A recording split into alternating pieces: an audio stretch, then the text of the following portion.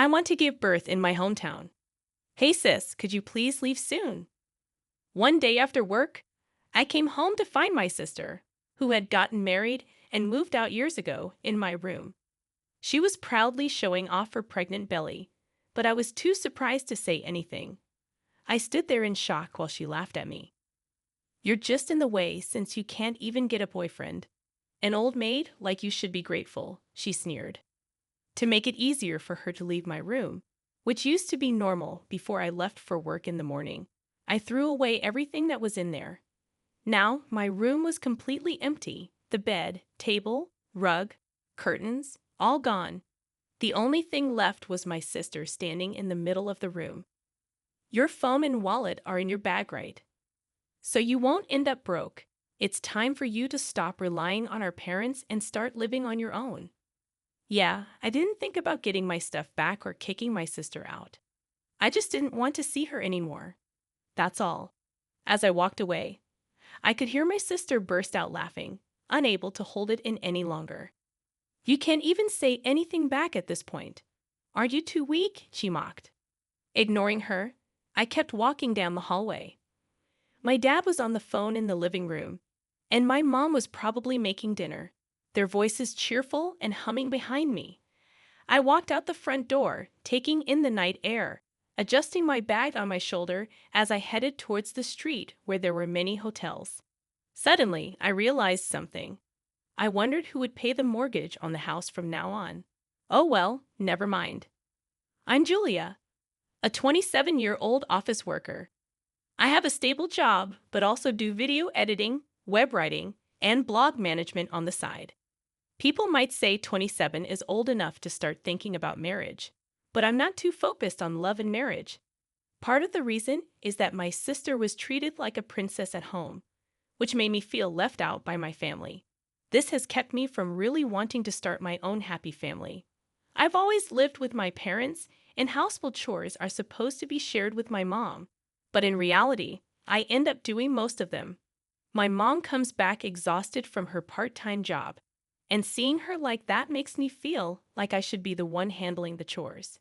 Since becoming a working adult, I've been contributing a lot to the household expenses, much more than what my friends who live alone in Tokyo pay. I'm more of an indoor person who enjoys studying and didn't go out much even during my student days, so I didn't have many desires for material things and ended up saving most of the money I earned. Even after starting work, I didn't spend much on myself and gave more money for household expenses, thinking it would help my parents. Furthermore, since last year, I've been helping with the mortgage payments at my parents' request. They seem to think it's okay for me to contribute more to the household and mortgage payments because I have a steady income and am responsible. However, I feel like my parents aren't very interested in me because their attention has always been on my sister Kristen, who is a year younger than me. Kristen is outgoing and active. She used to go out somewhere every weekend during her student days. Naturally, my parents thought her lifestyle required money, so even when she lived at home, they never asked her to contribute to the mortgage or household expenses. It seems my parents have gotten used to thinking of me, the older sister, as low maintenance, while my sister requires more attention. Recently, my sister moved out to live on her own. Her workplace wasn't far from our parents' home, and when I asked her why she decided to live alone, she said, I wanted to try living by myself. I want to go out at night and be able to invite my boyfriend over. This answer was far from what I had imagined. I thought she moved out to make things easier for our parents or to become independent. On the other hand, I had no intention of leaving our parents' house and believed it was natural to help each other out as a family, even if it meant contributing more to the living expenses. Then, after a while, when I returned home, my sister was waiting for me saying, Welcome back, sis. I often feel like my parents are more interested in my younger sister Kristen than in me. Kristen is outgoing and active, always going out on weekends during her student days. Because of her lifestyle, my parents assumed she needed more financial support, so they never asked her to contribute to household expenses or the mortgage when she lived at home. It seems my parents have been conditioned to see me, the older sister, as low maintenance, while my sister gets more attention. Recently, Kristen moved out to live on her own, not far from our parents' home. When I asked her why she wanted to live alone, she said, "I wanted to try living by myself. I want to go out at night and be able to invite my boyfriend over." This answer was far from what I expected. I thought maybe she wanted to make things easier for our parents or become more independent. On the other hand, I never planned to leave our parents' house and believed it was natural to support each other as a family, even if it meant contributing more to household expenses. Then, when I returned home later on, my sister was waiting for me and said, "Welcome back, sis. I'm getting married and we'll have a dinner party. So both families can meet each other. Can you come to the party?" My sister mentioned the party would be at a well-established restaurant in LA and emphasized wearing proper clothes, not my usual plain ones, so she wouldn't be embarrassed. Even though I didn't own any fancy clothes, I decided to attend in my usual suit. It was the most respectful attire I had. My sister's fiancé seemed sincere and was very polite. He made a good impression by saying, "Nice to meet you, sister-in-law. I look forward to getting along." I thought my sister had chosen a good partner for herself. Maybe with him, she might settle down a bit. I thought in a sisterly way. Initially, the atmosphere between both families was formal and tense, but as alcohol was served, the tension eased, and conversation shifted to discussing children after marriage. Our eldest daughter, Julia, is almost 30 and still unmarried without any plans to marry, so it looks like we'll only be able to see grandchildren from our younger daughter, Kristen. My parents said eagerly, "We're looking forward to it so much. I want to have children right after getting married, maybe 3, Kristen said, and the conversation became lively. Suddenly, I noticed my sister's husband had a forced smile, looking uncomfortable, as if his earlier cheerful smile was a lie. I felt he was also uncomfortable, just like me. I wished the party would end soon. Since then, my parents started doting on my sister, as if she were an investment for their first grandchild. Whenever my sister mentioned that eating certain foods would make it easier to get pregnant, my parents would immediately agree and urge Kristen to eat a lot. "There might be a chance I can't get pregnant because of tight clothes," she said one day, and they rushed to a department store to buy her a dress. "If you visit this church, you'll be blessed with children," they said, and they even went on a trip together. My parents doing whatever my sister said was usual for me, so I didn't think much of it other than, they're doing their usual thing. One day, my sister made a sarcastic remark to me about not getting married or showing any effort to give our parents a grandchild. "It must be nice being carefree and single. Aren't you planning to get married and move out soon? With that plain face of yours, no man would come near you. You need a bit more sex appeal. Should I teach you how to do your makeup?" she laughed. Her words irritated me, but I knew arguing back would only lead to a fight, so I stayed silent. My sister has always been confident that she's more loved by our parents than I am, and she often speaks to me in a strong tone. Then, one day, my sister got pregnant. I wondered if she could truly become a mother, but I thought maybe it would be okay with her husband. My sister said, "Since I'm pregnant, I don't want to cause trouble at work and I want to focus on parenting," and she easily quit her job. However, her husband thought that solely parenting on his salary wouldn't be practical, but my sister didn't listen and quit her job anyway. One day, when I returned from work, I noticed my room's door was slightly open, which seemed out of place since I'm quite meticulous about keeping it closed. At 4 o'clock, I'm meticulous about keeping everything neat. Closets and drawers are always closed, especially my room's door. My parents wouldn't have come in to clean because I handle all the cleaning myself. Nervously, I'd opened the door to my room and was shocked. There was nothing inside. I didn't have many belongings, but I kept things precious to me since childhood in labeled storage boxes stored in the closet. Gone were my electronic dictionary, my grandparents' gifted commuter pass case, my diplomas, trophies, and albums, old and worn out, but precious to me. Standing bewildered in the empty room, I heard a familiar voice from behind. "Oh, you're back. Sis, I decided to come home for my childbirth. looking at my sister's face as she spoke with a laugh. I immediately knew she must have moved my things. Kristen, where did you put my stuff? In the closet? I asked in a panic. But my sister, still laughing, said, "What's the rush? It wasn't anything important, right? Just junk." Being told my precious belongings were junk made anger well up inside me. "It might be junk to you, but it's important to me. Give it back now." It's insane to move all someone's belongings out when they're not home. Surprised at the first time she saw me raise my voice, she blurted out, "I've already thrown it away." In my 27 years of life, I had never been this angry. It was outrageous to throw away someone's belongings without permission. "Put everything back right now," I demanded. But my sister unapologetically said, "It's already been taken by the garbage truck. I can't give them back." She looked at me with disdain and added, "What's the big deal? You're getting so angry over some junk. Are you crazy? Don't yell like that. It's bad for the baby," ostentatiously rubbing her belly.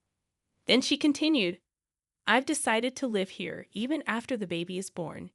It seems tough after childbirth, and Mom and Dad want to see their grandchild every day. Matt plans to stay here too, so it's too small with just my room. That's why I decided to use your room too. You understand, right?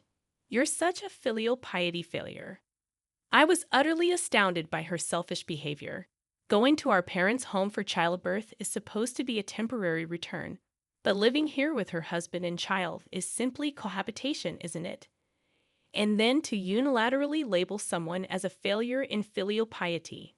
My anger bubbled up. "Do you even realize you're being a failure in filial piety, staying at home without getting married, and as the eldest daughter, not even bringing in a son-in-law? I'll show them a grandchild's face and create a life where we can live together and see each other every day. Who do you think is doing more for our parents?" She was unilaterally declaring as if it were all my fault, but there was no way I could just sit back and listen to her. If you want to live in this house as a family, that's something the whole family should discuss, especially since you want to use my room. You should have said something sooner if you had a set date for returning. At that point, my sister interrupted by banging loudly on my room's door. "Shut up. See, you're always like this, making a fuss. That's why I made it, so you have no choice but to leave. It's annoying." That sounded like mere lashing out. Trying to use someone's room without permission and having thrown out the current resident's belongings. Yet she spoke as if she were the victim. Kristen banged on the door over and over again. "You're in the way. Leave. Don't ever come back." I was beyond flabbergasted. "Then, as you wish, I'll just leave. I don't have any belongings left. No need to pack." My immense anger had now turned into sheer astonishment. I even felt like I never wanted to see her again. I turned around and headed straight for the entrance. My parents didn't seem to notice me returning and immediately leaving through the front door. My father was probably bragging on the phone to a relative about his pregnant daughter coming home to live with them permanently. My mother seemed to be in the kitchen, possibly making my sister's favorite dish, humming a tune. I wasn't living with my family expecting anything in return. The difference in how my sister and I were treated since childhood. I thought it was because she was good at charming our parents, and that was okay. But even after growing up and taking on most of the household responsibilities, this was how I was treated, despite allocating most of my salary to living expenses and the house's mortgage. Yet my sister, who never contributed a penny, was welcomed with open arms. The negative aspects of my parents I had tried not to see, combined with my sister's behavior, morphed into contempt. Without saying "I'm leaving" or "goodbye," I opened the front door. Until that door closed, neither my parents nor my sister said anything to me. Then, a week later at the end of the month, which was payday, I usually transferred living expenses and the mortgage payment to my father's account. But I didn't make the deposit since I don't live there anymore. I don't see why I should pay the mortgage for a house I'm not living in. The housing mortgage was originally taken out by my father, so it was supposed to be planned in such a way that he could comfortably repay it from his income.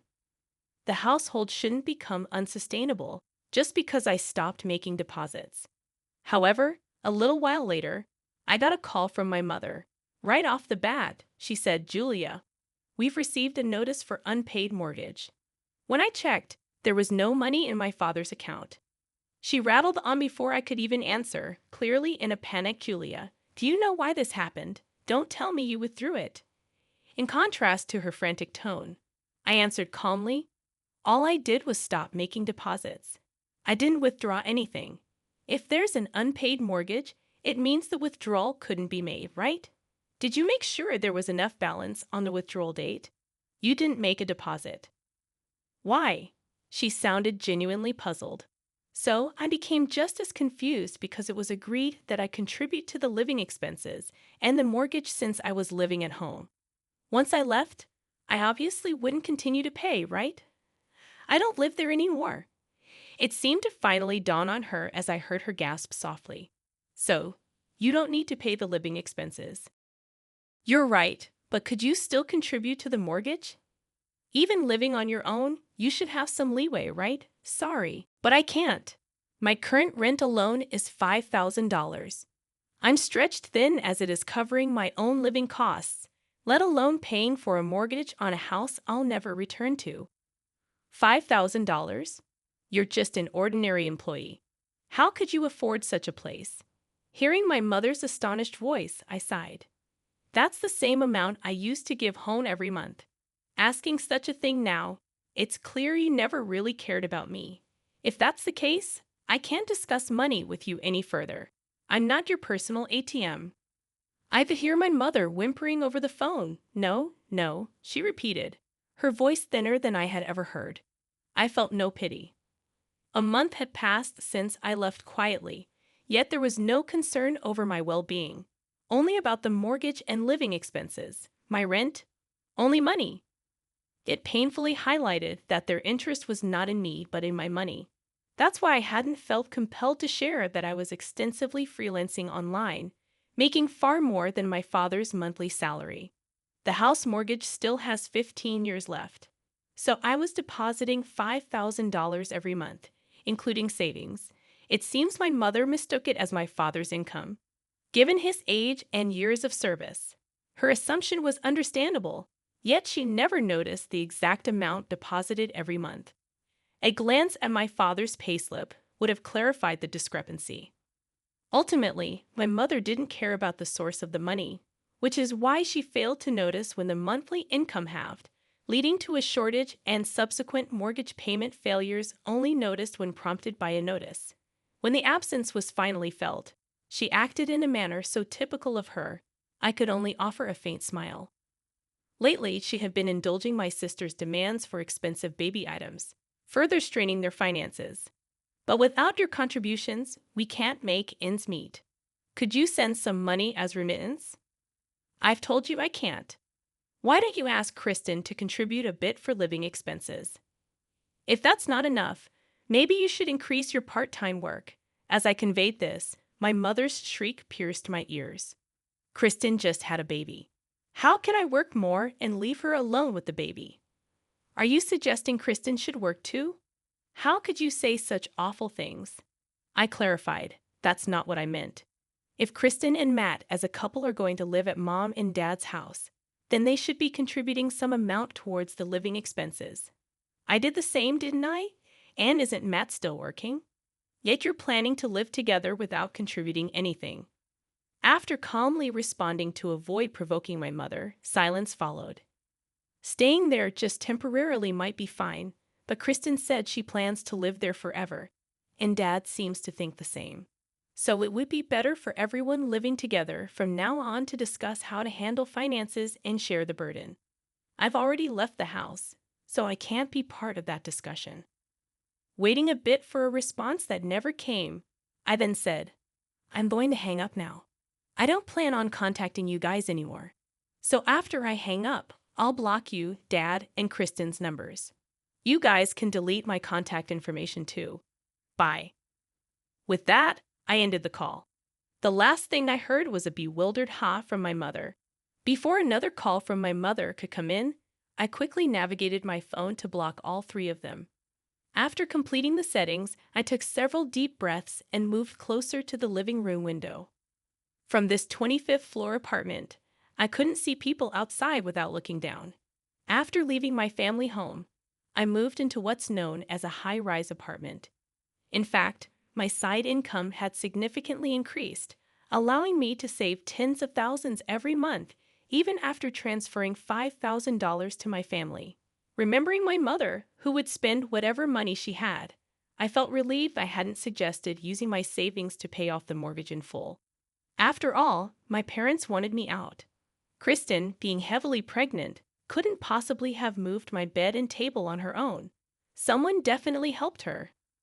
While it might have been Matt, I would like to think he wouldn't partake in moving all belongings from a lived-in room. Either way, such a significant move would have been noticed by my parents. I was the only one who went out for work that day, and they were home all day, yet they said nothing when I returned and ignored me even as I was leaving.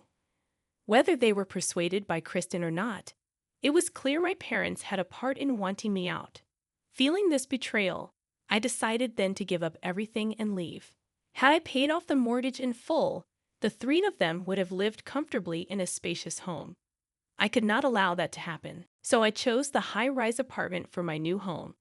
I remember when we used to gather around the TV as a family dreaming about living in such a place. My decision to live in a high-rise apartment out of spite turned out to be far more comfortable than expected. My chosen furniture, a space undisturbed by anyone, and the freedom to live off my earnings brought me immense satisfaction. Making my potentially struggling mother believe I was living in a luxurious home felt exhilarating. I may have bragged a bit too much about paying $5,000 in rent, but my mother never noticed. Moreover, getting along well with my neighbors on the same and adjacent floors was a delight.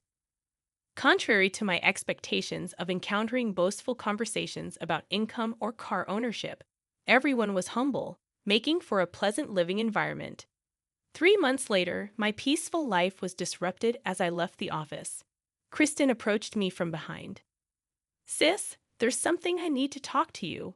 Her lips trembled as she spoke, her appearance rougher than a year ago, likely due to childbirth and parenting, yet her charm remained, drawing attention from my colleagues and employees from other companies as they passed by.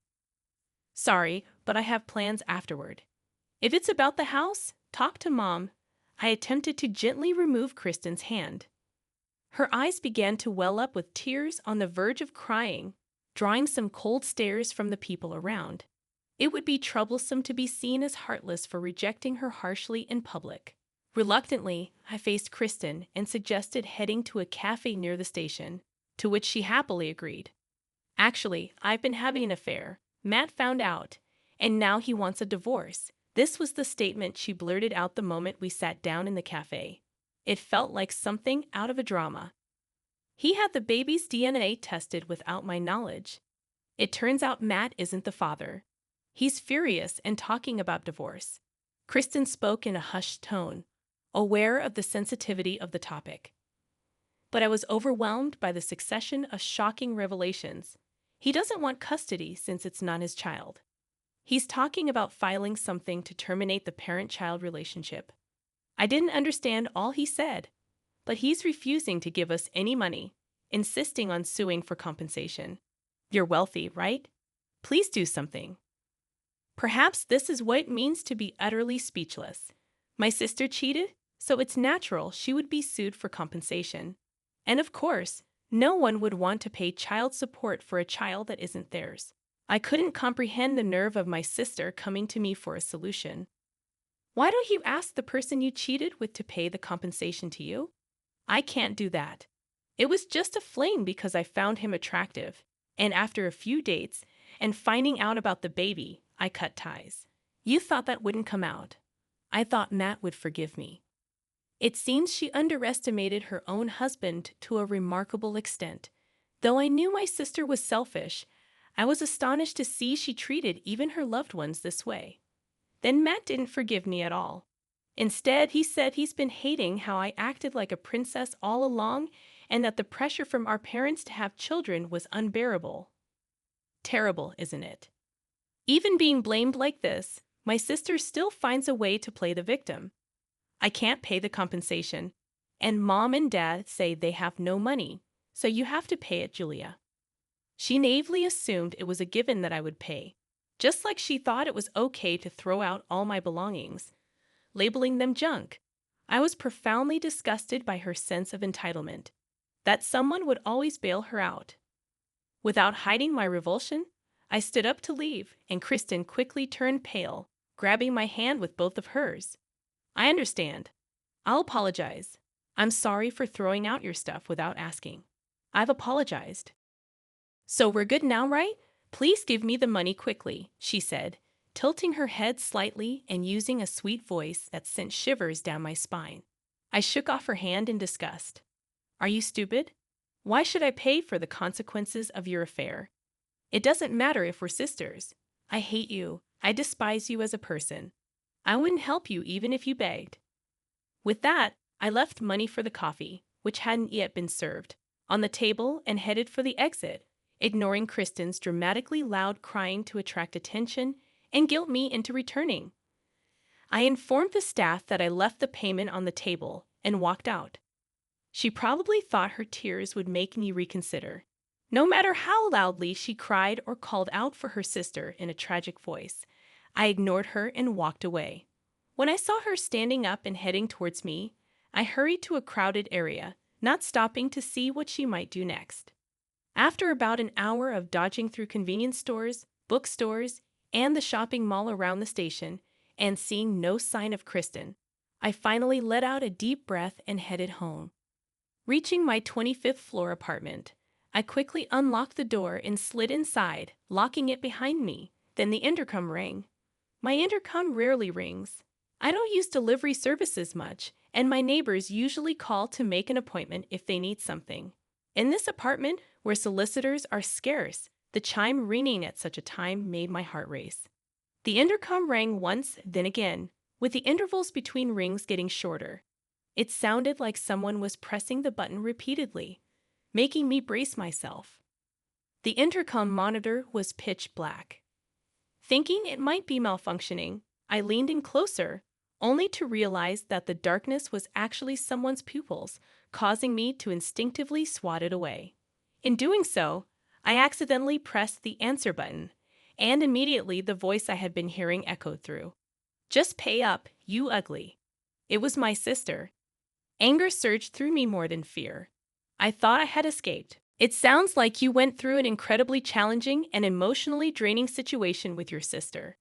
Dealing with family disputes and financial pressures can be incredibly stressful.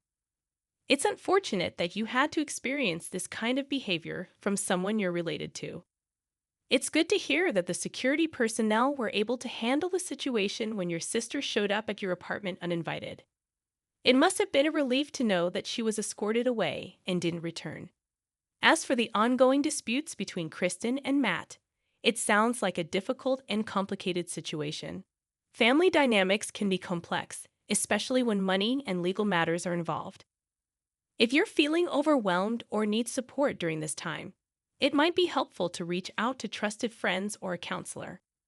Taking care of your own well-being is important, especially after going through such challenging circumstances. If there's anything else on your mind, or if you want to talk more about this, feel free to share. The story goes like this. Because my parents couldn't keep up with the mortgage payments, the bank took our family home. They had to sell the house to pay off the mortgage. Now they've moved to a less expensive apartment nearby. This sudden change caused stress and tension in our family. Even though my dad's salary is enough for a modest life, they struggled because they got used to the money I used to send them. My mom went back to working part-time, and Kristen found a job again despite having to handle childcare. It's been tough for Kristen, taking care of her child and managing work and home. Thankfully, her child is growing up healthy. I've been trying to help by giving them information about childcare support, even though it might seem like I'm meddling. Meanwhile, my own career is going well. I got a promotion at work and am leading a new project. My side business is also doing great, especially a writing job that turned into a best-selling book. My success has helped my other projects grow too. Overall, Even though I'm tired sometimes, coming back to my comfortable home every day makes me truly happy.